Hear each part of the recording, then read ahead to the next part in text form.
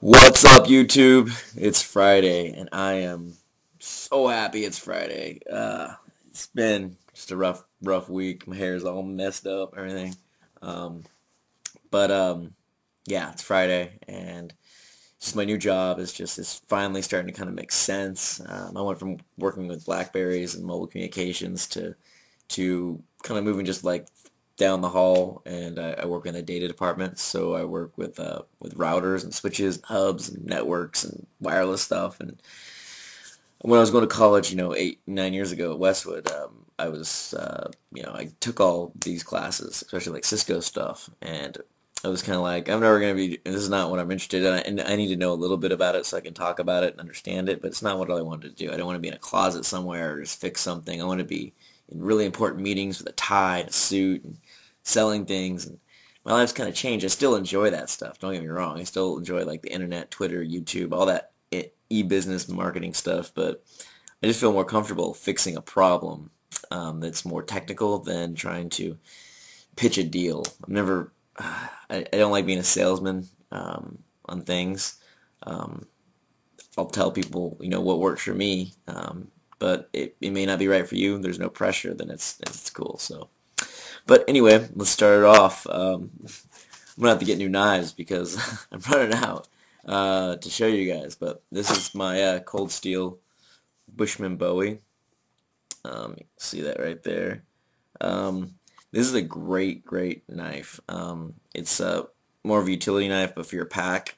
The sheath isn't it's an okay sheath, but it's not something like it'd be really hard to kind of wear. I'd put this more in like my bug out bag or my good bag, good out of Dodge bag. Comes with a little pocket right there. Goes in, fits. It seems like it works, but I'd make sure I kind of tied it down. What's nice about this blade is that you can get it for $20 on Amazon. With shipping, you're gonna pay like 25. But it's made with SK5 carbon. It's really tough. It's made out of one piece, so there's a hole right there.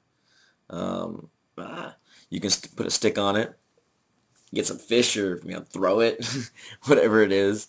But for like a utility knife, like camping, like you just want like something that's good at chopping wood or doing something that's really good. It's really easy to put an edge on it and keeps a pretty decent edge.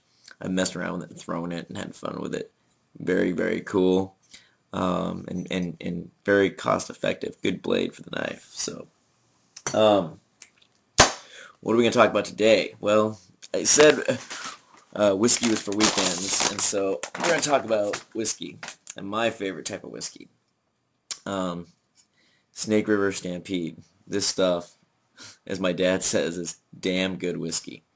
It is an 8-year Canadian, a blended Canadian, and it is phenomenal. In fact, I'm gonna pour myself a cup or a glass right now. I came across this whiskey just by kind of chance, and in California you can get it for like $19 a bottle. In this communist socialist state of Washington and Oregon, where they have state liquor places, it's like $30. So, um, cheers, Corey. Bro. Big Dad, everyone who's out there, Dim Cat, all the people, Street Money 21, to you, salute. So, it's damn good whiskey. Um, a lot of people might, look down upon it because it's a Canadian, it's blended. For all you Scotch drinkers out there, I love Scotch. There's only one bottle I really like of Scotch, and it's the Baldini. And I'll do a show on that. I don't have any because I drank it all. It was like 60. It was given me as a gift because I was like, I don't really like Scotch, and then someone's like, you like this? It's like the Baldini or something like that. It's aged in barrels that used to be used for rum, so aged in rum barrels. Amazing. Um, but this Canadian, the Snake River Stampede, it's hard to beat. I used to drink Pendleton all the time. This stuff right here, this is where it's at. So what I want to talk about today is I want to try and share something with you. Is that in you'll see a lot of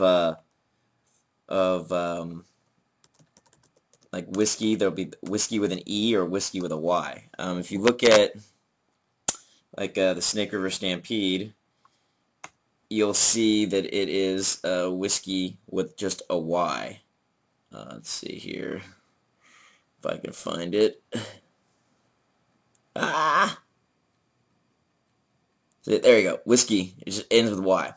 And then others you'll see with whiskey with an EY. Now, have you ever wondered why that is? I did for a while, and I just thought it was just like, well, someone just kind of like got lazy or something like that. But there is a major difference. So the Scotch drinkers, especially those. Let's see here. Um, let's see here. The Scotland Scotch and those things. They really got pissed off when people, pardon my language, they really got TO'd when people would spell whiskey with an EY. And it's because the EY is mainly American-produced varieties such as bourbon, rye, Tennessee, and Irish whiskey is with an EY. But countries like Scotland, Canada, Japan, those have just the Y. So just a real quick thing. So what was it? To remember, the world's biggest producers spell their products. The countries that have an E in them: United States E, Ireland E, tend to spell it with an EY, and countries without the E's: Canada, Scotland, Japan, spell whiskey with just a Y. So as you know, my name is Whiskey Tommy, or the Whiskey Tommy, and I do that because I was made in America. So the Whiskey Tommy just made sense to me. So now you know. As Silver Futurists would say, I hope you learned something. That's it for whiskey, and I'm gonna probably make another video tonight. I feel really good. I'm in a good mood, so I'm gonna get this thing up and going, and hopefully I'll have another one out a little later. So I'll talk to y'all later. Bye. Thank you for watching the Whiskeytom Show.